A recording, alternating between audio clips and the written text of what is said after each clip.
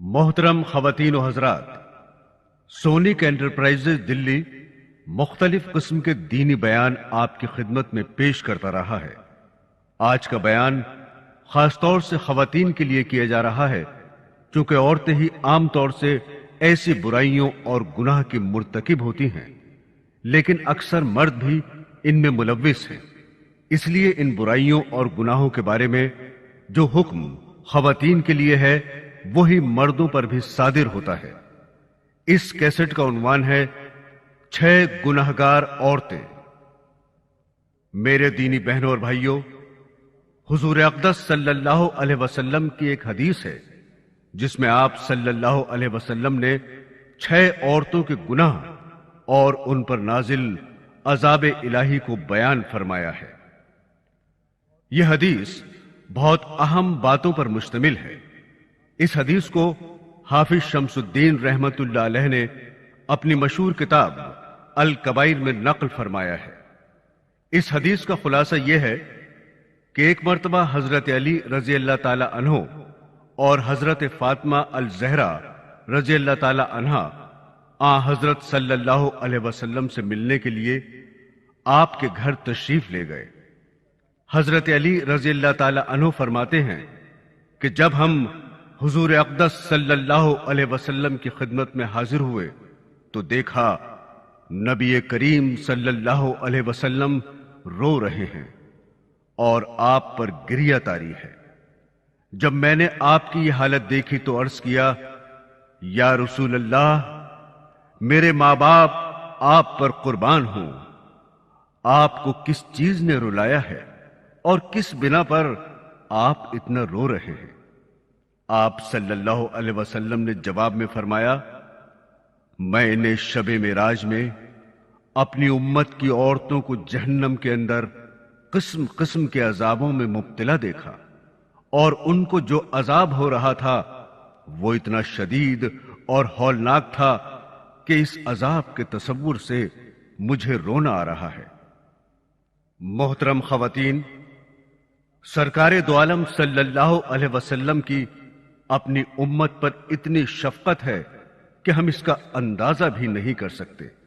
मसलन एक इंतहाई मेहरबान और शफीक मां जो अपनी औलाद पर जान कुर्बान कर देने वाली हो, अगर वो मां अपनी औलाद को जेल के अंदर सख्त किस्म की सजाएं सहते हुए देखे तो यकीनन उस मां का कलेजा मुंह को आ जाएगा और उन सजाओं को देखकर वो मां बाप यकीनन रो पड़ेंगे।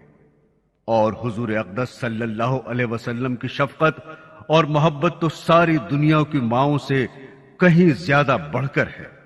इसलिए आप सल्लल्लाहु अलैहि वसल्लम ने फरमाया कि मैंने अपनी उम्मत की औरतों को जब हौलनाक अजाब में मुब्तला पाया, इसकी वजह से मुझे रोना आ रहा है कि मेरी उम्मत की औरतों पर इस तरह का हौलनाक अजाब होगा। इसके बाद हुजूर अक़दस सल्लल्लाहु अलैहि वसल्लम ने इसकी वजाहत फरमाई कि मैंने जहन्नम के अंदर औरतों को किस किस तरह अजाब में मुब्तला देखा। चुनाचे आप सल्लल्लाहु अलैहि वसल्लम ने फरमाया, मैंने एक औरत को देखा कि वो अपने बालों के जरिए जहन्नम के अंदर लटकी हुई है और उसका दिमाग हंडिया की तरह पक रहा है। एक तो खुद जहन्नम के अंदर होना बजाते खुद कितना हौलनाक अजाब है। अल्लाह ताला हम सबको अपनी पनाह में रखे, आमीन। और फिर बालों के बल लटकाना ये इंतहाई तकलीफ दे सजा है, और फिर दिमाग का पकना ये तीसरी सजा है। फिर फरमाया, मैंने दूसरी औरत को जहन्नम में इस तरह देखा कि वो जबान के बल लटकी हुई है।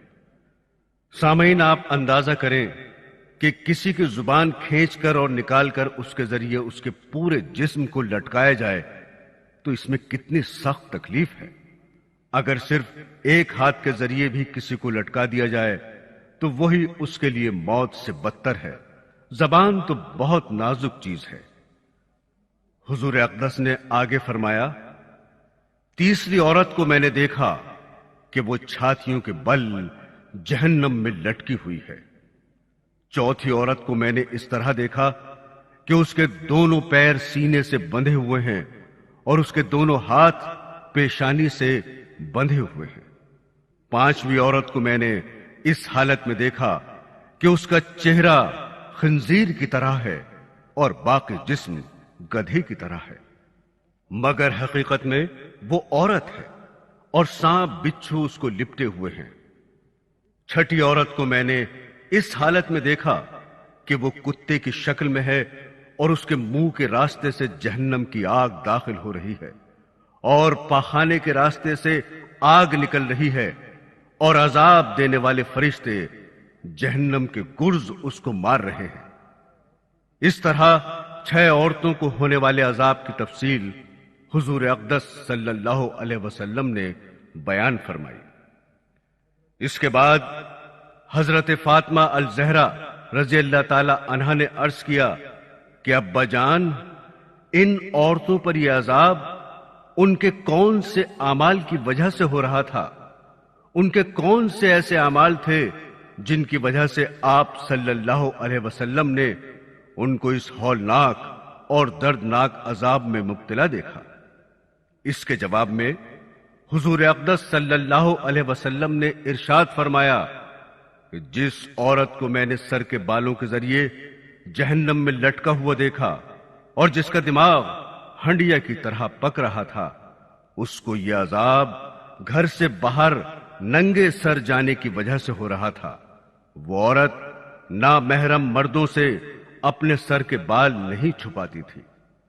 محترم سامعین، اب اگر ہم اپنے گرد و پیش کا جائزہ لیں تو ہمیں آج یہ گناہ عام ہوتا ہوا نظر آتا ہے، حالانکہ خواتین کے لیے حکم یہ ہے کہ سر کے بال ان کے ستر کا حصہ ہیں، کیونکہ عورت کا پورا جسم سر سے پاؤں تک سوائے چہرے کے اور سوائے دونوں ہتھیلیوں کے اور دونوں پیروں کے پورا جسم ستر ہے، جس کو نماز میں چھپانا فرض ہے، کیونکہ اگر نماز میں کم از کم چوتھائی سر کے بال کھل جائیں اور اتنی دیر کھلے رہیں جتنی دیر میں 3 مرتبہ سبحان اللہ پڑھ لیا جائے تو نماز نہیں ہوگی۔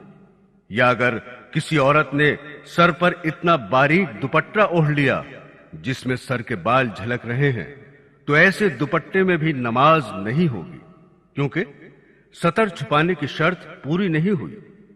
بعض خواتین باریک دوپٹے میں نماز پڑھ لیتی ہیں اور اس دوپٹے کو دوہرا کر لیتی ہیں، حالانکہ دوہرا کرنے کے بعد بھی بال نظر آتے رہتے ہیں، یا بعض اوقات دوپٹہ اتنا چھوٹا ہوتا ہے کہ اس کے اندر سے چٹیا باہر نکلی ہوتی ہے، وہ دوپٹے کے اندر نہیں چھپتی، یا بعض خواتین کی آستین اتنی چھوٹی ہوتی ہیں کہ دوپٹہ پہننے کے باوجود ان کے بازو تک نہیں چھپتے۔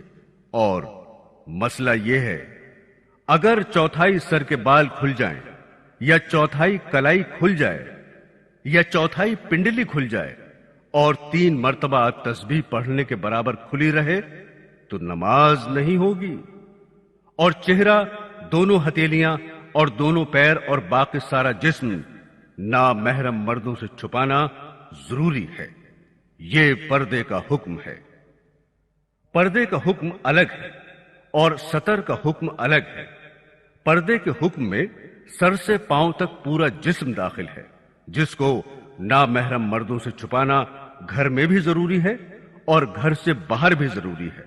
لہذا گھر میں اور گھر کے باہر نامحرم مردوں کے سامنے سر کے بال کھول کر آنا گناہ ہے، اور یہی اس کا عذاب ہے جو آپ نے ابھی سنا۔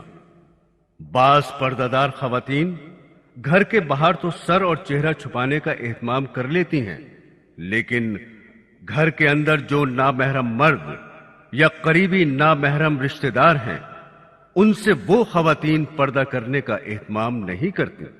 ان کے سامنے سر بھی کھلا ہے، گردن بھی کھلی ہے، بازو بھی کھلے ہیں، گریبان تک کھلا ہوا ہے، اور بعض خواتین ساڑی اس انداز سے پہنتی ہیں کہ پیٹ اور پیٹھ بھی اس میں نظر آتی ہے۔ مثلا دیور یا جیٹ یا تایا زاد بھائی، پھوپھی زاد، مامو زاد اور خالہ زاد بھائی گھر میں آتے رہتے ہیں، لیکن ان سے پردہ کرنے کا کوئی اہتمام نہیں ہے۔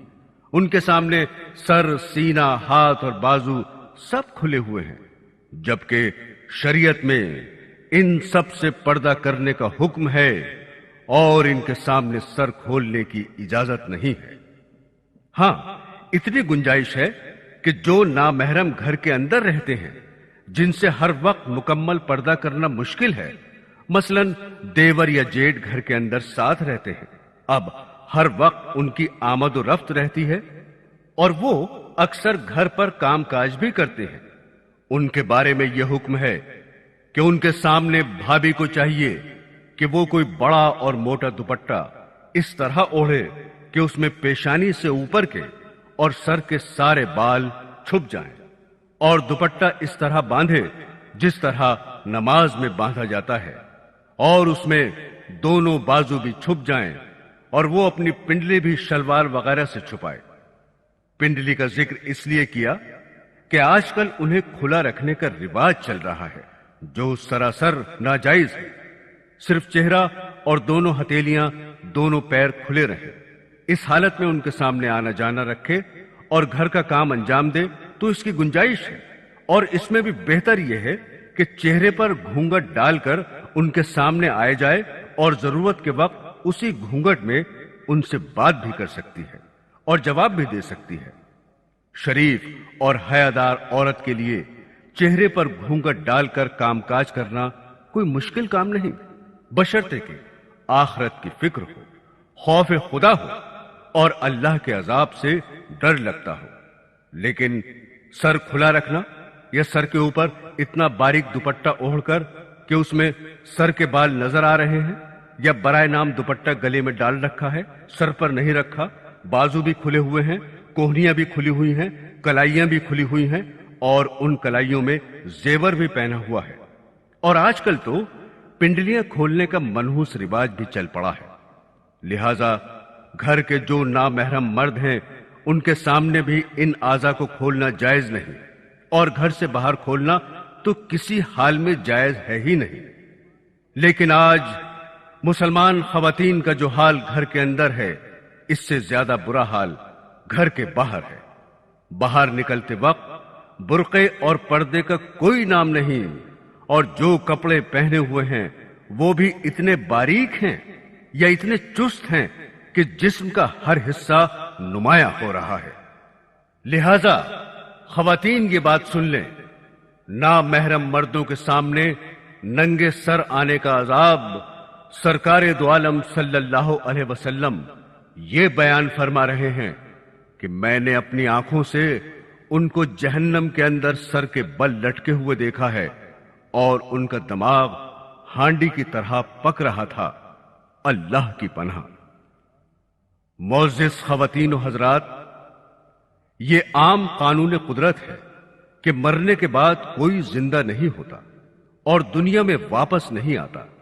लेकिन अल्लाह ताला इबरत के लिए कभी कभी ऐसा कर दिया करते हैं। हर दौर में कोई ना कोई ऐसा वाकया पेश आता रहा है, यहां तक कि कोई जिंदा हो गया और उसने मरने के बाद का हाल सुनाया और फिर मर गया। इसी किस्म का अजाब कब्र से मुताल्लिक एक वाकया गिलगित में पेश आया। एक शख्स कब्रिस्तान के पास से गुजर रहा था। उसने किसी कब्र से यह आवाज सुनी कि मुझे निकालो, मैं जिंदा हूं। जब एक दो मर्तबा उसने आवाज सुनी तो उसने ये समझा कि यह मेरा वहम और ख्याल है, कोई आवाज नहीं आ रही है। लेकिन जब मुसलसल उसने ये आवाज सुनी तो उसको यकीन होने लगा। चुनाचे करीब में एक बस्ती थी। वो शख्स उसमें आया और लोगों को उस आवाज के बारे में बताकर कहा कि तुम भी चलो और उस आवाज को सुनो। चुनाचे कुछ लोग उसके साथ आए। उन्होंने भी यही आवाज सुनी और सबने यकीन कर लिया कि वाकई ये आवाज कब्र से आ रही है। अब यकीन होने के बाद उन लोगों को मसला पूछने की फिक्र हुई कि पहले उलेमा से ये मसला मालूम करो कि कब्र खोलना जायज है या नहीं। चुनाचे वो लोग मोहल्ले की मस्जिद के इमाम साहब के पास गए और उनसे कहा कि इस तरह कब्र से आवाज आ रही है और मैयत ये कह रही है कि मुझे कब्र से बाहर निकालो, मैं जिंदा हूं। इमाम साहब ने फरमाया, अगर तुम्हें उसके जिंदा होने का यकीन हो गया है تو قبر کو کھول لو اور اس کو باہر نکال لو۔ چنانچہ یہ لوگ ہمت کر کے قبرستان گئے اور جا کر قبر کھولی۔ اب جو ہی تختہ ہٹایا تو دیکھا اندر ایک عورت ننگی بیٹھی ہوئی ہے اور اس کا کفن گل چکا ہے، اور وہ عورت کہہ رہی ہے، جلدی سے میرے گھر سے میرے کپڑے لاؤ، میں کپڑے پہن کر باہر نکلوں گی۔ چنانچہ یہ لوگ فوراً دوڑ کر اس کے گھر گئے اور جا کر اس کے گھر والوں کو یہ واقعہ بتایا، اور اس کے کپڑے چادر وغیرہ لے کر آئے اور لا کر قبر کے اندر پھینک دیے۔ اس عورت نے ان کپڑوں کو پہنا اور چادر اپنے اوپر ڈالی، اور پھر تیزی سے بجلی کی طرح اپنی قبر سے نکلی اور دوڑتی ہوئی اپنے گھر کی طرف بھاگی۔ گھر جا کر ایک کمرے میں چھپ کر اندر سے کنڈی لگا لی۔ اب جو لوگ قبرستان آئے تھے دوڑ کر اس کے گھر پہنچے، ان کو وہاں جا کر معلوم ہوا کہ اس نے اپنے کمرے کے اندر سے کنڈی لگا رکھی ہے۔ ان لوگوں نے دستک دی کہ کنڈی کھولو۔ اندر سے اس عورت نے جواب دیا، میں کنڈی تو کھول دوں گی، لیکن کمرے کے اندر وہ شخص داخل ہو جس کے اندر مجھے دیکھنے کی تاب ہو، اس لیے کہ اس وقت میری حالت ایسی ہے کہ ہر آدمی مجھے دیکھ کر برداشت نہیں کر سکے گا، لہذا کوئی دل گردے والا شخص اندر آئے اور آ کر میری حالت دیکھے۔ اب سب لوگ اندر جانے سے ڈر رہے تھے، مگر دو چار آدمی جو مضبوط دل والے تھے انہوں نے کہا کہ تم کنڈی کھولو، ہم اندر آئیں گے۔ چنانچہ اس نے کنڈی کھول دی اور لوگ اندر چلے گئے۔ اندر وہ عورت اپنے آپ کو چادر میں چھپائے بیٹھی ہوئی تھی۔ جب یہ لوگ اندر پہنچے تو اس عورت نے سب سے پہلے اپنا سر کھولا۔ ان لوگوں نے دیکھا کہ اس کے سر پر ایک بھی بال نہیں ہے، وہ بالکل خالی کھوپڑی ہے، نہ اس پر بال ہیں نہ کھال ہے، صرف خالی ہڈی ہڈی ہے۔ لوگوں نے اس سے پوچھا، تیرے بال کہاں گئے؟ اس عورت نے جواب دیا کہ جب میں زندہ تھی تو ننگے سر گھر سے باہر نکلا کرتی تھی، پھر مرنے کے بعد جب میں قبر میں لائی گئی تو فرشتوں نے میرا ایک ایک بال نوچا، اور اس نوچنے کے نتیجے میں بال کے ساتھ کھال بھی نکل گئی۔ اب میرے سر پر نہ بال ہیں نہ کھال ہے۔ اس کے بعد اس عورت نے اپنا منہ کھولا۔ جب لوگوں نے اس کا منہ دیکھا تو اتنا خوفناک ہو چکا تھا کہ سوائے دانتوں کے کچھ نظر نہیں آیا، نہ اوپر کا ہونٹ موجود تھا نہ نیچے کا ہونٹ موجود تھا، بلکہ 32 کے 32 دانت سامنے جڑے ہوئے نظر آ رہے تھے۔ سوچئے، اگر کسی انسان کے صرف دانت ہی دانت نظر آئیں تو کتنا ڈر اور خوف معلوم ہوتا ہے۔ اب ان لوگوں نے اس عورت سے پوچھا، تیرے ہونٹ کہاں گئے؟ اس عورت نے جواب دیا، میں اپنے ہونٹوں پر لپسٹک لگا کر نامحرم مردوں کے سامنے جایا کرتی تھی، اس کی سزا میں میرے ہونٹ کاٹ لیے گئے، اس لیے اب میرے چہرے پر ہونٹ نہیں ہیں۔ پھر اس عورت نے اپنے ہاتھ اور پیروں کی انگلیاں کھولی۔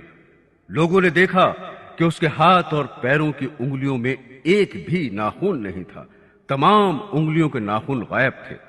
اس سے پوچھا، تیری انگلیوں کے ناخن کہاں گئے؟ اس عورت نے جواب دیا، ناخن پالش لگانے کی وجہ سے میرا ایک ایک ناخن کھینچ لیا گیا، چونکہ میں یہ سارے کام کر کے گھر سے باہر نکلا کرتی تھی، اس لیے جیسے ہی میں مرنے کے بعد قبر میں پہنچی تو میرے ساتھ یہ معاملہ کیا گیا، اور مجھے یہ سزا ملی کہ میرے سر کے بال بھی نوچ لیے گئے، میرے ہونٹ بھی کاٹ دیے گئے اور ناخن بھی کھینچ لیے گئے۔ اتنی باتیں کرنے کے بعد وہ بے ہوش ہو گئی اور مردہ بے جان ہو گئی جیسے لاش ہوتی ہے۔ چنانچہ ان لوگوں نے دوبارہ اس کو قبرستان میں پہنچا دیا۔ محترم خواتین، اللہ تعالیٰ کو یہ عبرت دکھانی مقصود تھی کہ دیکھو اس عورت کا کیا انجام ہوا اور اس کو کتنا ہولناک عذاب دیا گیا۔ بے پردہ خواتین اس واقعے سے عبرت لیں اور ان گناہوں سے توبہ کریں۔ معزز خواتین و حضرات، جہنم میں عورتوں پر عذاب دیکھنے کے بارے میں حضور اقدس صلی اللہ علیہ وسلم نے اور بھی بہت سی احادیث میں بیان فرمایا ہے۔ چنانچہ نامحرم مردوں کے سامنے بے پردہ نکلنے کے سلسلے میں ایک حدیث میں آپ نے فرمایا، میں نے جہنم میں زیادہ تر عورتوں کو دیکھا۔ پھر فرمایا، عورتوں کے جہنم میں کثرت سے جانے کی 4 وجوہات ہیں۔ پہلی، ان میں اللہ تعالی کی اطاعت کا مادہ بہت کم ہے۔ دوسری وجہ یہ ہے کہ حضور اقدس صلی اللہ علیہ وسلم کی تابعداری کا جذبہ کم ہے۔ تیسری وجہ یہ ہے کہ ان میں اپنے خاوند کی فرما برداری بہت کم ہے۔ اور چوتھی وجہ یہ ہے کہ ان کے اندر بن ٹھن کر بے پردہ گھر سے باہر نکلنے کا جذبہ بہت پایا جاتا ہے۔ یہ چوتھی وجہ وہی ہے جو ہم اپنی آنکھوں سے دیکھ رہے ہیں کہ آج کل اکثر خواتین جب گھر سے باہر نکلیں گی تو خوب اعلیٰ سے اعلیٰ جوڑا پہن کر اور خوب آراستہ پیراستہ ہو کر میک اپ کر کے خوشبو لگا کر بے پردہ باہر نکلیں گی۔ اگر کوئی خاتون مکمل شرعی پردے میں گھر سے باہر نکلے اور ایسی خوشبو لگا کر نہ نکلے جس کی خوشبو دوسرے نامحرم مردوں تک جائے، یا جو آرائش و زیبائش کے ساتھ صرف اپنے شوہر کے سامنے آئے یا اپنے باپ، بھائی اور بیٹے کے سامنے آئے، تو اس میں کوئی برائی نہیں، جائز ہے۔ کیونکہ شوہر کے لیے آرائش و زیبائش کرنا نہ صرف جائز بلکہ بہتر ہے۔ لیکن یہ عذاب اور وبال اس صورت میں ہے کہ عورتیں نامحرم مردوں کے سامنے آرائش کر کے آئیں، چاہے وہ نامحرم گھر کے ہوں یا باہر کے۔ اس وقت یہ فعل گناہ، حرام اور ناجائز ہے جس سے بچنا واجب ہے۔ محترم خواتین، آپ یہ بھی نہ سمجھیں کہ عورت گھر سے باہر بالکل ہی نہیں نکل سکتی۔ پردے کی شرعی حدود میں رہ کر وقت ضرورت وہ باہر کے کام انجام دے سکتی ہے۔ اب آپ دوسری عورت کے بارے میں بھی سن لیجئے۔ دوسری عورت جس کو حضور اقدس صلی اللہ علیہ وسلم نے دیکھا کہ وہ زبان کے بل جہنم کے اندر لٹکی ہوئی ہے، اس کے بارے میں آپ صلی اللہ علیہ وسلم نے فرمایا کہ یہ وہ عورت ہے جو اپنی زبان درازی سے اپنے شوہر کو تکلیف پہنچایا کرتی تھی۔ سامعین گرامی، بعض عورتوں میں بلا شبہ یہ بری خصلت پائی جاتی ہے کہ وہ بہت ہی منہ پھٹ، زبان دراز، بدگو اور بہت زیادہ زبان چلا کر اپنے شوہر کو تکلیف پہنچانے کی عادی ہوتی ہیں۔ اور یہ بات تو مرد کے لیے بھی جائز نہیں کہ وہ اپنی زبان سے اپنی بیوی کو ناحق تکلیف پہنچائے یا اس کو ستائے اور پریشان کرے۔ مرد کے لیے یہ بات باعث عذاب اور باعث وبال ہے۔ لیکن اس حدیث میں یہ صفت خاص عورتوں کے متعلق بیان کی جا رہی ہے کہ بات بات پر شوہر سے لڑنا، بدتمیزی کرنا اور ایسی باتیں کرنا جس سے شوہر کا دل دکھے، اس کو تکلیف اور ایذا پہنچے، ایسی خواتین کے بارے میں یہ عذاب بتایا گیا ہے کہ وہ جہنم میں زبان کے بل لٹکیں گی۔ اب ذرا سوچئے، اگر انسان کسی کو ہاتھ سے مار دے یا کسی چیز سے مار دے تو اس کی تکلیف زیادہ دیر تک باقی نہیں رہتی، لیکن زبان سے بعض اوقات انسان ایک ایسا کلمہ کہہ دیتا ہے جو زندگی بھر انسان کو نہیں بھولتا۔ زبان جسم کا بہت چھوٹا سا حصہ ہے، مگر اس کے گناہ بڑے سنگین ہیں۔ ان سنگین گناہوں میں سے ایک گناہ زبان درازی بھی ہے۔ یہ ایک ایسا سنگین گناہ ہے کہ جو گھر کے سارے سکون کو غارت کر دیتا ہے اور زندگی کو اجیرن بنا دیتا ہے۔ اگر اس کا سبب کسی خاتون کی زبان ہے تو اس کے لیے اس حدیث میں یہ عذاب اور وبال بیان کیا گیا ہے۔ اس لیے خواتین کو اس بات کا خیال رکھنا چاہیے کہ وہ زبان سے کوئی ایسا کلمہ نہ نکالیں جس سے ان کے شوہر کو کوئی تکلیف پہنچے۔ ایسے ہی شوہروں کی یہ ذمہ داری ہے کہ وہ بھی اپنی زبان سے ایسی بات نہ کہیں جس سے بیوی کو تکلیف پہنچے، بلکہ تمام مسلمان مردوں اور عورتوں کو یہ حکم ہے کہ وہ اپنی زبان پر قابو رکھیں، اور زبان سے ایسی بات نکالنا جس سے دوسروں کو تکلیف پہنچے باعث عذاب ہے، گناہ ہے۔ اور کسی مسلمان کو ناحق تکلیف پہنچانا حرام ہے، اور جس طرح ہاتھ کے ذریعے اور اشاروں اور کنایوں کے ذریعے تکلیف پہنچانا گناہ ہے، اسی طرح زبان کے ذریعے تکلیف پہنچانا بھی گناہ ہے۔ اس لیے اس بات کا اہتمام کرنا چاہیے کہ زبان سے وہی بات نکلے جس سے دوسروں کا دل خوش ہو اور دوسروں کو تکلیف نہ پہنچے، اور اپنی زبان کو قابو کرے۔ چنانچہ رسول پاک کا ارشاد ہے، جو شخص اللہ پر اور آخرت کے دن پر ایمان رکھتا ہو، اس کو چاہیے یا تو وہ اچھی اور نیک بات کہے یا خاموش رہے۔ اس پر مجھے ایک واقعہ یاد آیا، حضرت اسماعیل علیہ السلام اور آپ کی بیوی کا۔ یہ واقعہ اس وقت کا ہے جب حضرت اسماعیل علیہ السلام کے والد حضرت ابراہیم علیہ السلام شام کے اندر تھے اور یہ بیٹے مکہ میں تھے۔ حضرت ابراہیم علیہ السلام ایک مرتبہ اپنے بیٹے سے ملنے مکہ مکرمہ تشریف لائے۔ گھر پہنچے تو گھر پر حضرت اسماعیل نہ ملے۔ بہو سے پوچھا کہ کہاں ہیں؟ جواب ملا کہ کھانے پینے کی تلاش میں شکار کو گئے ہیں۔ آپ نے پوچھا کیا حال ہے، کیسی گزر رہی ہے؟ بہو نے کہا بڑی مصیبت میں ہے۔ حضرت ابراہیم علیہ السلام نے کہا جب تمہارے شوہر آئیں تو ان سے میرا سلام کہنا اور کہنا کہ اپنے گھر کے دروازے کی چوکھٹ بدل دیں۔ چنانچہ حضرت اسماعیل علیہ السلام جب گھر آئے تو سب حال معلوم ہوا۔ آپ نے فرمایا کہ وہ میرے والد تھے اور چوکھٹ تو ہے، وہ یہ کہہ گئے ہیں کہ تجھ کو چھوڑ دوں۔ چنانچہ اس کو طلاق دے کر دوسرا نکاح کیا۔ حضرت ابراہیم علیہ السلام دوبارہ اپنے بیٹے حضرت اسماعیل سے ملنے آئے۔ اتفاق سے اس بار بھی گھر پر ملاقات نہ ہوئی۔ دوسری بیوی گھر پر تھی، اس نے خاطر تواضع کی۔ حضرت ابراہیم علیہ السلام نے ان سے بھی حال پوچھا۔ اس بہو نے کہا کہ خدا کا شکر ہے ہم بہت آرام میں ہیں۔ آپ نے ان کے لیے دعا کی اور فرمایا کہ جب تمہارے شوہر آئیں تو میرا سلام کہنا اور کہنا کہ اپنے دروازے کی چوکھٹ قائم رکھیں۔ چنانچہ حضرت اسماعیل علیہ السلام کو آنے کے بعد حال معلوم ہوا۔ آپ نے اپنی بیوی سے کہا کہ یہ میرے والد تھے اور یوں کہہ گئے ہیں کہ تجھ کو اپنے پاس رکھوں۔ تو دیکھا محترم سامعین، ناشکری کا پھل پہلی بیوی کو کیا ملا۔ ایک نبی ناراض ہوئے، دوسرے نبی نے اپنے پاس سے الگ کر دیا، اور صبر و شکر کا پھل دوسری بیوی کو یہ ملا کہ ایک نبی نے دعا دی اور ایک نبی کی خدمت میں رہنا نصیب ہوا۔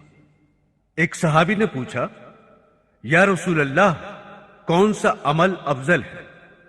حضور صلی اللہ علیہ وسلم نے جواب دیا کہ تمہاری زبان اللہ کے ذکر سے تر رہے، چلتے پھرتے اٹھتے بیٹھتے اللہ کا ذکر کرتے رہو، اور اگر اس زبان کا ناجائز اور غلط استعمال ہوا تو پھر یہی زبان انسان کو جہنم میں کھینچ کر لے جاتی ہے۔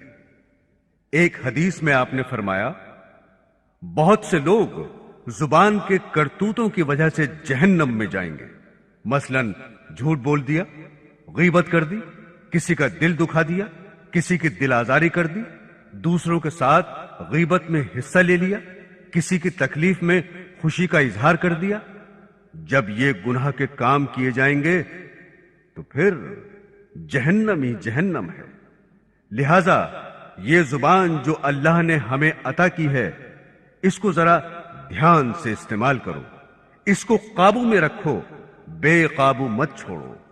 جیسے کہاوت مشہور ہے کہ پہلے بات کو تولو پھر بولو۔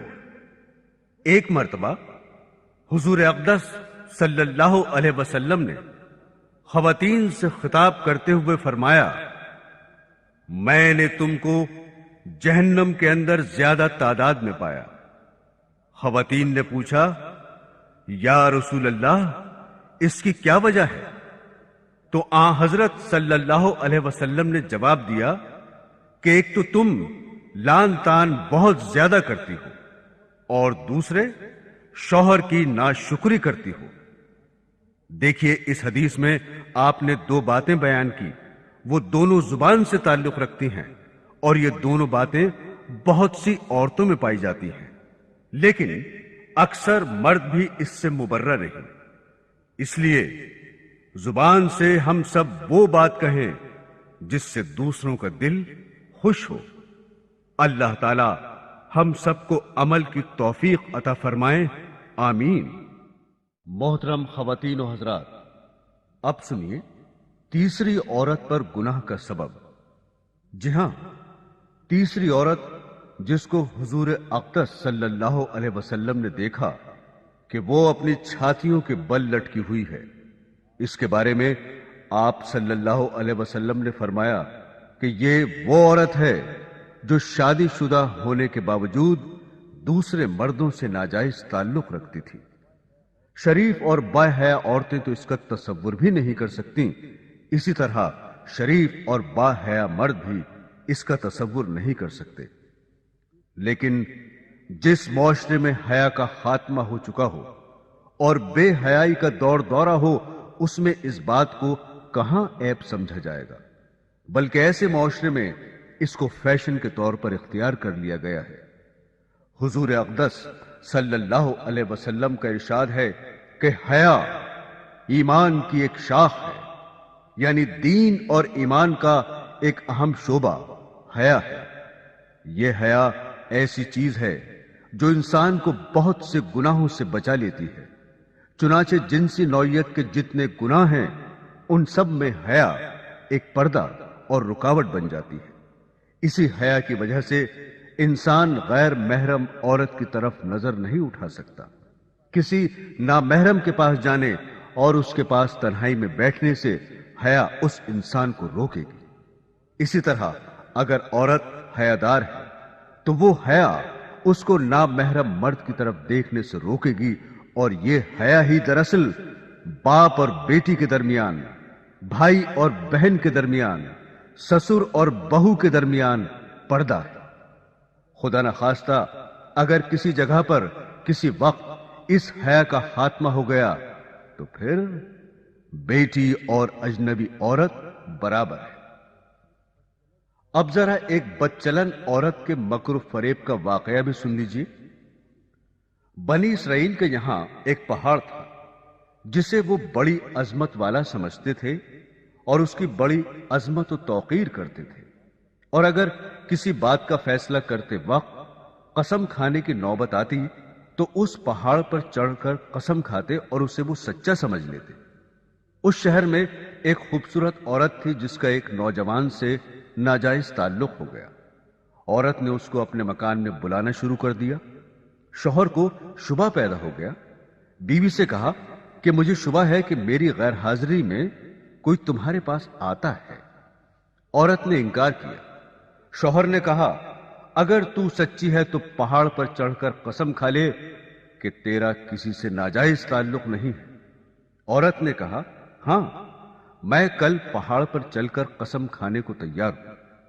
ادھر اس نے اپنے آشنا سے کسی طرح چھپ کر یہ کہہ دیا کہ کل تم پہاڑ کے نیچے ایک گدھا لے کر کھڑے رہنا، میں اور میرا شوہر پہاڑ پر چڑھنے کے لیے وہاں آئیں گے، اور میں شوہر سے کہوں گی کہ پہاڑ پر چڑھتے ہوئے میں تھک جاؤں گی، اس بہانے تمہارا گدھا کرائے پر لے کر میں اس پر سوار ہو کر پہاڑ پر چڑھوں گی۔ تم گدھے والے کے بھیس میں وہاں موجود رہنا اور گدھے پر مجھے سوار کر کے میرے ساتھ ساتھ چلنا۔ چنانچہ جب دوسرے روز میاں بیوی پہاڑ پر چڑھنے کے لیے گھر سے نکلے اور چلتے چلتے پہاڑ کے پاس پہنچے تو وہاں اس کا آشنا گدھے والے کے بھیس میں گدھا لیے کھڑا ہوا تھا۔ عورت نے شوہر سے کہا چلتے چلتے میں تھک گئی ہوں، مجھے یہ گدھا کرائے پر سواری کے لیے دو۔ شوہر نے گدھے والے سے کرایہ مقرر کیا اور بیوی کو گدھے پر سوار کر کے تینوں پہاڑ پر چڑھنے لگے۔ جب وہ جگہ آئی جہاں لوگ قسمیں کھاتے تھے تو اس مکار عورت نے اپنے آپ کو گدھے سے نیچے گرا دیا، اور اس گرنے میں اپنی رانے وغیرہ قابل سطر بدن بھی ننگا کر دیا، اور ایسی صورت پیدا کر دکھائی کہ شوہر نے یہی سمجھا کہ گدھے سے اتفاقاً گر گئی، اور گرتے ہوئے اتفاقاً ننگی ہو گئی ہے۔ وہ جھٹ اٹھی اور اپنا لباس درست کر کے پہاڑ کی قسم کھانے والی جگہ پر کھڑی ہو کر کہنے لگی، میں قسم کھاتی ہوں میرے ننگے بدن کو آج تک تمہارے سوا اور اس گدھے والے کے سوا اور کسی نے نہیں دیکھا۔ شوہر مطمئن ہو گیا، کیونکہ اس نے یہ سمجھا کہ اس گدھے والے نے اسے گدھے سے گرتے ہوئے اس کا ننگا بدن اتفاقاً دیکھا۔ تو دیکھا آپ نے، عورت جب مکر و فریب پر آ جائے تو ایسی چالاکیاں دکھا کر شوہر کو بے وقوف بنا دیتی ہے، لیکن یہ پتہ نہیں کہ آج یہ گناہ کسی مکر و فریب سے چھپا بھی لیا اور کسی کو پتہ بھی نہ چلا تو کل قیامت میں یہ بات نہیں چھپے گی، اس لیے کہ اللہ کو سب کچھ معلوم ہے۔ اللہ سے کوئی کام چھپا ہوا نہیں، دنیا والوں سے چھپ سکتا ہے لیکن اللہ تعالی سے نہیں چھپ سکتا۔ اور اللہ کے نبی صلی اللہ علیہ وسلم نے اس کا عذاب بتا دیا کہ ایسی عورت سینے کے بل جہنم کے اندر جلے گی۔ ایک اور حدیث میں آیا ہے کہ حضرت رسول پاک نے خواب میں دیکھا، اور نبی کا خواب سچا ہوتا ہے، اس میں ذرہ برابر بھی شبہ نہیں ہوتا۔ آپ صلی اللہ علیہ وسلم نے یہ دیکھا کہ ایک تنگ تندور ہے، اس میں کچھ مرد اور عورتوں کو عذاب دیا جا رہا ہے جو آگ کے شعلوں کے ساتھ اوپر آ جاتے ہیں اور تندور کے منہ تک آ جاتے ہیں۔ جب آگ نیچی ہو جاتی ہے تو وہ بھی نیچے گر جاتے ہیں، اور اس کے اندر مرد بھی ہیں، عورتیں بھی ہیں، اور وہ سب برہنہ ہیں۔ آپ کو بتایا گیا کہ یہ آپ کی امت کے زانی مرد اور زانیہ عورتیں ہیں۔ اللہ تعالی ہماری حفاظت فرمائے، کتنا سخت عذاب ہے۔ معزز سامعین، احادیث میں اور کئی قسم کے عذاب ان بدکاروں کے بارے میں آئے ہیں، وہ اس لیے کہ زنا کرنے والے انسان بھی کئی قسم کے ہوتے ہیں۔ حضرت ابو ہریرہ رضی اللہ تعالی عنہ روایت کرتے ہیں کہ رسول اللہ صلی اللہ علیہ وسلم نے فرمایا، جس کے بال سفید ہو گئے ہوں اور پھر زنا کرے تو خدا ایسے مرد اور عورت کی طرف نظر بھر کر بھی نہ دیکھے گا۔ ایک اور حدیث میں ہے، آپ صلی اللہ علیہ وسلم نے فرمایا، بوڑھا زناکار اور بوڑھی زانیہ جنت میں نہ جائیں گے، قیامت میں خدا ان کی طرف دیکھنا بھی پسند نہیں کرے گا اور ان کو دردناک عذاب ہوگا۔ سرکار دو عالم صلی اللہ علیہ وسلم کا ارشاد ہے، خدا کی قسم، جب کوئی شخص کسی غیر محرم کے ساتھ خلوت میں جمع ہوتا ہے تو شیطان اس کے ساتھ ساتھ داخل ہوتا ہے۔ ایک سور جو کیچڑ میں لت پت ہو، اس سے مس ہو جانا اتنا برا نہیں جتنا کہ غیر محرم کے کندھے سے کندھا مل جانا برا ہے۔ حضرت انس رضی اللہ تعالی عنہ فرماتے ہیں کہ رحمت عالم صلی اللہ علیہ وسلم نے بیان کیا، سب سے زیادہ جو گناہ انسان کو جہنم کا مستحق بناتے ہیں وہ زبان اور شرمگاہ کے گناہ ہیں۔ معزز خواتین و حضرات، اب ہم چوتھی عورت پر عذاب نازل ہونے کا سبب بیان کرتے ہیں۔ چوتھی عورت جس کو حضور اقدس صلی اللہ علیہ وسلم نے اس حالت میں دیکھا کہ اس کے دونوں پیر سینے سے بندھے ہوئے ہیں اور دونوں ہاتھ سر سے بندھے ہوئے ہیں، اس کے بارے میں آپ صلی اللہ علیہ وسلم نے فرمایا کہ یہ وہ عورت ہے جو دنیا میں جنابت اور حیض سے پاک صاف رہنے کا اہتمام نہیں کرتی تھی اور نماز کے ساتھ بڑی لاپرواہی بلکہ استہزاء کا معاملہ کرتی تھی۔ سامعین، مسئلہ یہ ہے کہ جب مرد اور عورت پر غسل فرض ہو جائے تو افضل یہ ہے کہ اسی وقت غسل کر لیں، اور اگر اس وقت غسل نہ کریں تو کم از کم استنجا کر کے وضو کر لیں اور پھر سو جائیں، اور اگر یہ بھی نہ کر سکیں تو کم از کم استنجا کر لیں، کلی کر لیں اور ہاتھ دھو کر سو جائیں، اور اگر اتنا بھی نہ کر سکے تو پھر آخری درجہ یہ ہے کہ صبح صادق ہونے پر جماعت سے اتنی دیر پہلے غسل کر لے کہ اگر مرد ہے تو اس کی نماز فجر با جماعت ادا ہو جائے گی، اگر عورت ہے تو غسل سے فراغت کے بعد طلوع آفتاب سے پہلے نماز فجر ادا کر لے۔ یہ آخری درجہ ہے، اس سے زیادہ تاخیر کرنے کی گنجائش نہیں ہے۔ لہذا اگر کوئی شخص جنابت کی حالت میں سو گیا اور پھر سورج نکلنے کے بعد اٹھا تو اس کے لیے یہ عذاب اور وبال ہے، کیونکہ غسل کرنے میں اتنی تاخیر کرنا جس کی وجہ سے جماعت چھوٹ جائے یا نماز قضا ہو جائے ناجائز اور حرام ہے۔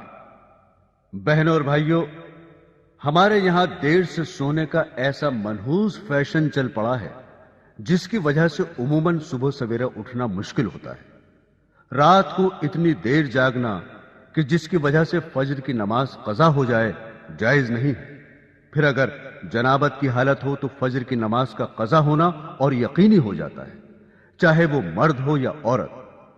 اور جنابت کی حالت میں اس طرح ساری رات گزارنا کہ فجر کی نماز بھی قضا ہو جائے اور زیادہ ناجائز اور گناہ ہے اور باعث عذاب ہے۔ لہذا گناہ سے بچنے کی فکر کرنی چاہیے۔ اسی طرح حیض یعنی ماہواری کے معاملے میں بھی یہ حکم ہے کہ جو ہی طہارت ہو جائے اور پاکی کی علامت پائی جائے اور اس وقت کسی نماز کا بھی وقت ہے اور امکان یہ ہے کہ اگر جلدی سے غسل کر لیا جائے تو وقت نکلنے سے پہلے کم از کم اللہ اکبر کہنے کا وقت مل جائے تو اس وقت کی نماز فرض ہو جائے۔ اس لیے اس وقت حکم یہ ہے کہ فوراً جلدی سے غسل کر کے نماز پڑھے، اور اگر اس سے زیادہ وقت ملے تو پھر بطریق اولا نماز فرض ہو جائے گی۔ مثلا نماز کا وقت ختم ہونے میں 1 گھنٹہ باقی ہے اور پاکی کی علامت موجود ہے تو وہ فوراً غسل کر کے نماز پڑھے۔ لیکن آج کل خواتین میں یہ مرض عام ہے کہ اس وقت کو لاپرواہی میں گزار دیتی ہیں، چنانچہ اگر رات کو عشاء کے بعد پاک ہو گئی تو ساری رات بغیر غسل کے ناپاکی کی حالت میں گزار دیں گی، حالانکہ صبح صادق سے پہلے غسل کر کے عشاء کی نماز پڑھنا ان پر فرض ہو چکا ہے۔ اس لیے ایسی صورت میں ان کو چاہیے کہ غسل کر کے پاک صاف ہو جائیں اور نماز ادا کریں۔ حضرات صحابیات کا آخرت کی فکر کی وجہ سے یہ حال تھا کہ وہ رات کو بار بار اٹھ کر اور چراغ جلا کر دیکھا کرتی تھی کہ کہیں ایسا تو نہیں کہ طہارت ہو چکی ہو اور نماز فرض ہو چکی ہو اور پھر ہماری نماز قضا ہو جائے۔ آج کل تو چراغ جلانے کی زحمت بھی نہیں ہے، صرف بٹن دبانے کی دیر ہے۔ لاپرواہی کرنے اور کئی نمازیں ضائع کرنے کا یہ عذاب اور وبال ہے جو حضور اقدس صلی اللہ علیہ وسلم نے اس حدیث میں بیان فرمایا۔ لہذا جنابت اور ماہواری کے معاملے میں بہت ہوشیار رہنے کی ضرورت ہے کہ اس کی وجہ سے ہماری کوئی نماز قضا نہ ہونے پائے، اور عام حالات میں بھی نماز قضا کرنے سے بچنا ضروری ہے۔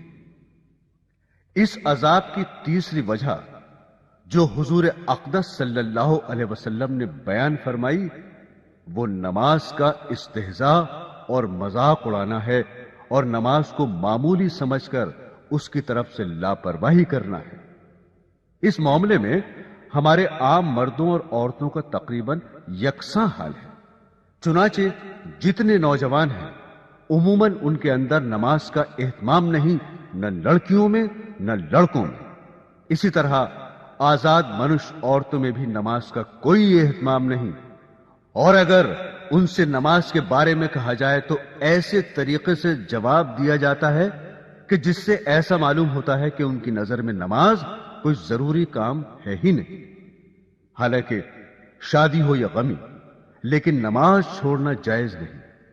آج کل کی تقریبات میں دیکھیے ان میں کس طرح لڑکے لڑکیوں اور مردوں اور عورتوں کی نمازیں برباد ہو رہی ہیں۔ اللہ ہمیں ترک نماز کے گناہ سے محفوظ رکھے، آمین۔ برادران اسلام، محترم سامعین، اب ہم 5ویں عورت پر عذاب کا سبب بیان کرتے ہیں۔ 5ویں خاتون جس کو حضور اقدس صلی اللہ علیہ وسلم نے इस हालत में देखा कि उसका चेहरा खंजीर की तरह है और बाकी जिस्म गधे की तरह है और सांप बिच्छू उसको लिपटे हुए हैं। उसके बारे में आप सल्लल्लाहु अलैहि वसल्लम ने फरमाया कि ये वो औरत थी जिसको झूठ बोलने और चुगली खाने की वजह से अजाब हो रहा है। आप हजरात जानते हैं कि ये दोनों गुनाह सिर्फ औरतों के साथ खास नहीं हैं, बल्कि अगर मर्दों के अंदर भी ये गुनाह पाए जाते हैं तो उनकी भी पकड़ होगी और उन पर भी अजाब होगा। भाई और बहनों, एक गुनाह है गीबत और एक गुनाह है चुगली। ये दोनों गुनाह हराम हैं, दोनों से बचना बहुत जरूरी है, लेकिन इन दोनों में थोड़ा सा फर्क है। गीबत इसे कहते हैं कि किसी के पीठ पीछे उसकी इस तरह बुराई करना कि अगर उसको मालूम हो जाए तो वो उसको नापसंद करे। मसलन किसी शख्स में कोई ऐब है, अब हम दूसरों को जाकर बता रहे हैं कि फलां शख्स में ये ऐब है, इसका नाम गीबत है। लेकिन अगर हम किसी शख्स की बुराई उसके पीठ पीछे इस नियत से करें ताकि दोनों में लड़ाई हो, बदगुमानी हो और नाइत्तिफाकी पैदा हो, इसको चुगली कहते हैं। और चुगली का गुनाह गीबत से बढ़कर है, इसलिए कि गीबत में तो सिर्फ दूसरों की बुराई मकसूद होती है, लेकिन चुगली में तो बुराई के अलावा यह भी मकसूद है कि उन दोनों के दरमियान लड़ाई हो और उन दोनों के दरमियान जो दोस्ती और मोहब्बत का ताल्लुक है वो खत्म हो जाए। मसलन सास ने बहू की बातें ससुर के सामने या उसके शौहर के सामने लगाई। अब शौहर बीवी से खफा हो रहा है और ससुर भी बहू से बदगुमान हो रहा है। ये चुगली है और हराम है। और आजकल ये मसला आम है, हर घर का मसला है। एक घराना जो सास, बहू, ससुर और शौहर इन चारों अफराद पर मुश्तमिल है, लेकिन चारों एक दूसरे से कटे हुए हैं, इसलिए कि चारों इस चुगली की मुसीबत में मुब्तला हैं और हर एक दूसरे की चुगली और बदगुमानी में लगा हुआ है। इसकी वजह से घर का निजाम दरहम बरहम हो गया, घर का सुकून गारत हो गया और आखिरत में भी इस पर बड़ा अजाब और वबाल है। इस पर एक चुगलखोर का किस्सा याद है।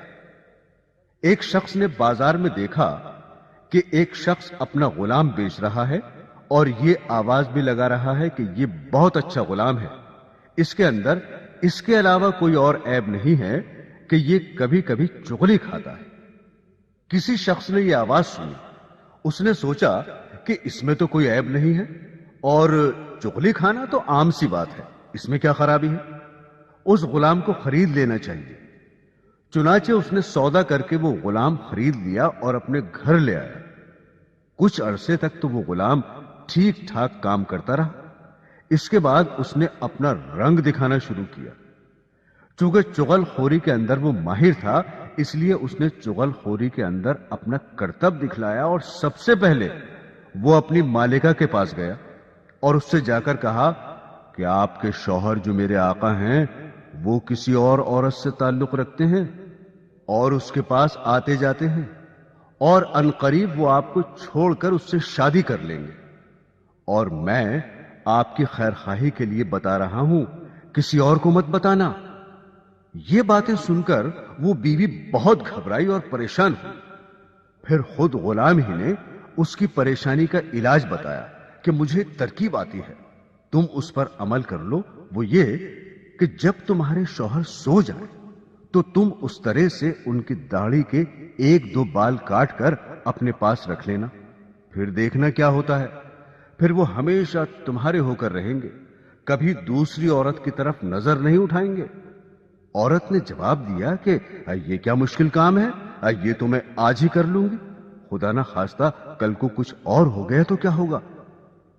अब वो गुलाम आका के पास आया और उससे कहा कि तुम्हारी बीवी के दूसरे मर्दों से नाजायज ताल्लुकात हैं और अनकरीब वो आपको खैरबाद कहने वाली है, और उसने ये तहैया कर लिया है कि वो आज रात आपको उस तरह से जिबाह करेगी। अगर आपको मेरी बात का यकीन ना हो تو آپ جھوٹ موٹ سو کر دیکھنا اور گلا نہ کٹ جائے تو مجھے بتانا۔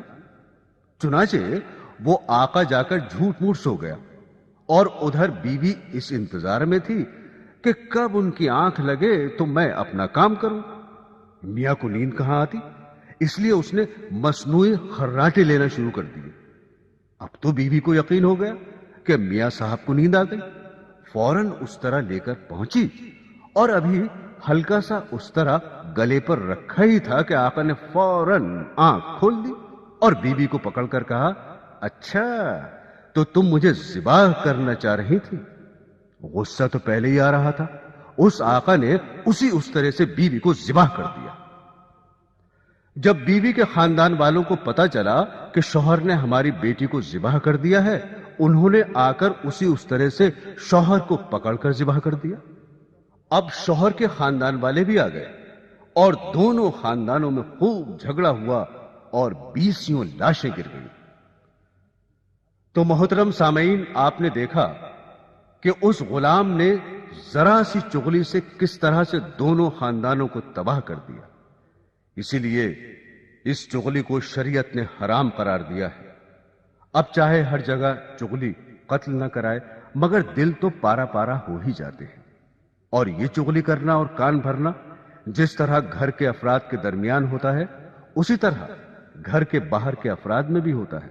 مثلا دوستوں میں، رشتہ داروں میں، اہل تعلقات میں یہ چغلی کھائی جاتی ہے، اور کسی کے صرف بتانے پر پورا یقین کر لیتے ہیں کہ واقعتاً اس نے ایسا کیا ہوگا، جبکہ اس طرح سنی سنائی باتوں پر بلا تحقیق یقین کرنا بھی جائز نہیں۔ بہرحال یہ چغلی اتنی بری چیز ہے، اس سے بہت زیادہ بچنا چاہیے۔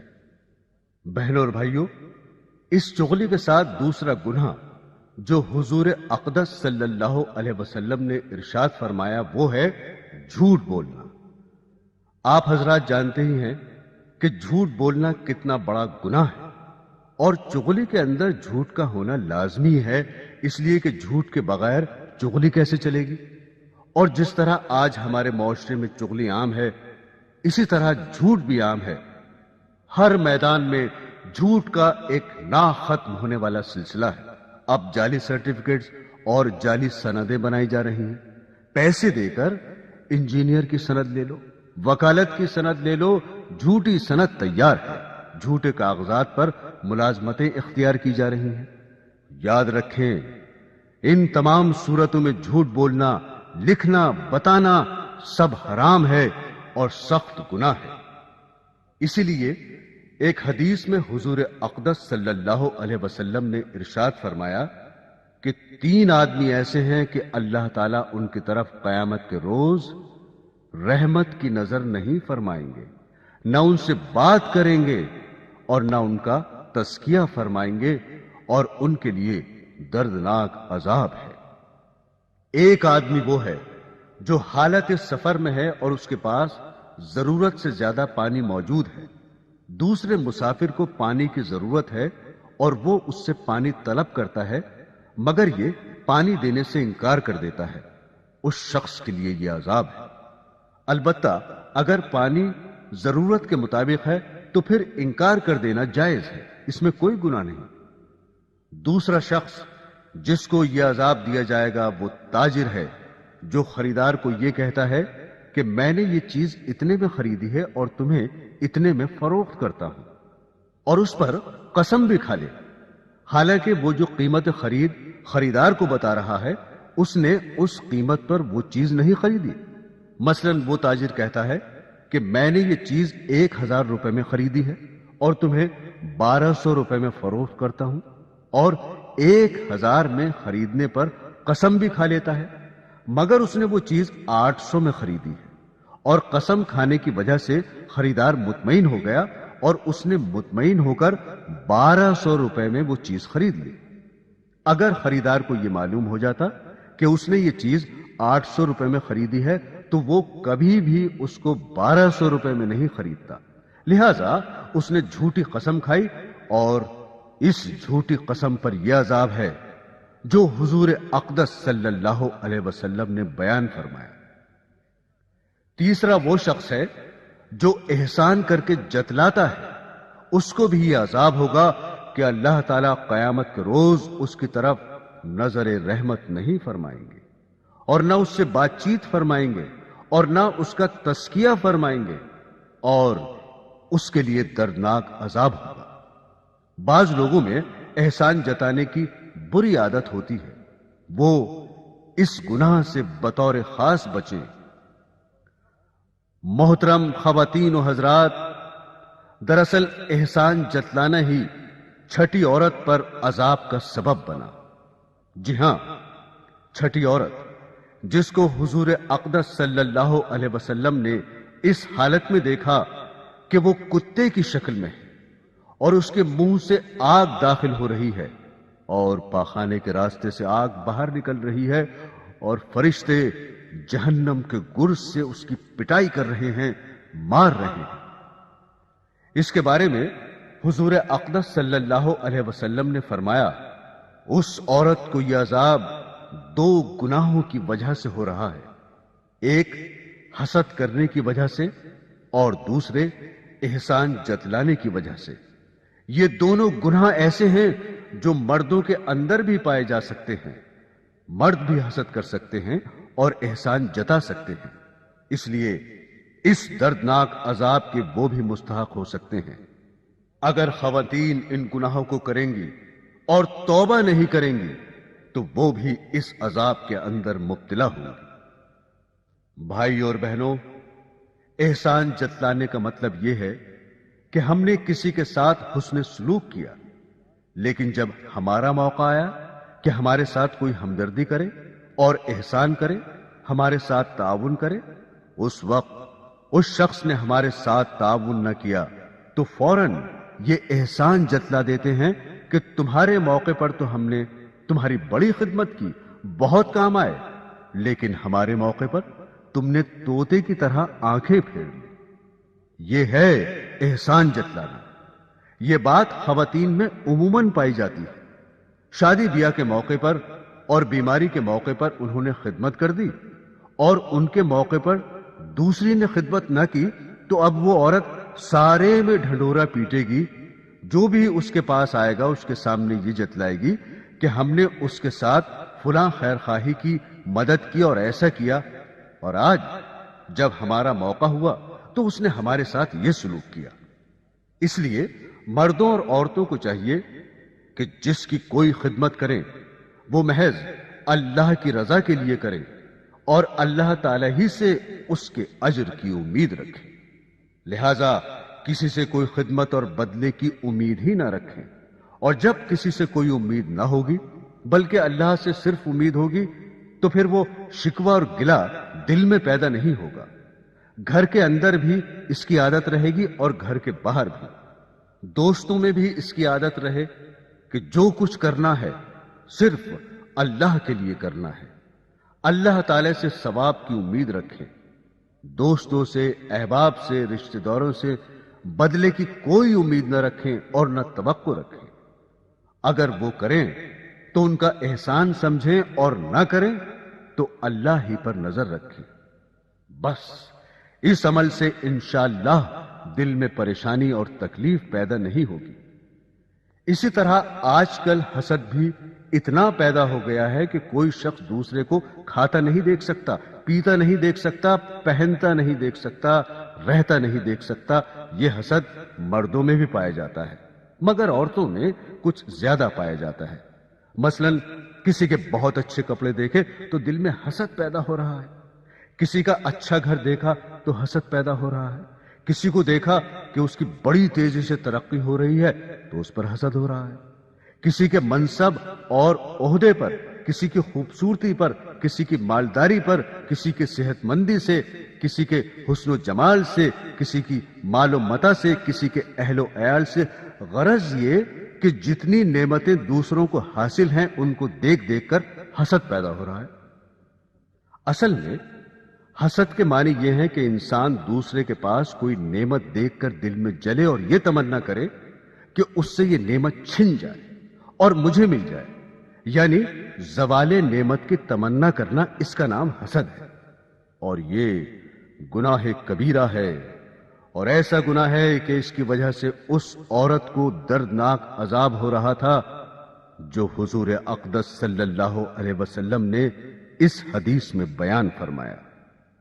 لہذا معزز خواتین و حضرات، ان تمام گناہوں سے ہمیں بچنے کی فکر کرنی چاہیے تاکہ ہم جہنم کے عذاب سے بچ سکیں۔ اللہ تعالی ہم سب کو ان باتوں پر عمل کرنے کی توفیق عطا فرمائیں، آمین ثم آمین۔ بہنوں اور بھائیوں، سونک انٹرپرائزز کی کئی اور کیسٹس ہیں جنہیں سن کر آپ استفادہ کر سکتے ہیں۔ یہ کیسٹس ہیں ٹی وی عذاب قبر، مرنے کے بعد کیا ہوگا، قبر کی پہلی رات، قیامت کب آئے گی، دوزخ کے حالات، گناہوں سے توبہ، داستان حضرت یوسف اور زلیخا، دنیا سے دل نہ لگانا اور گناہ بے لذت۔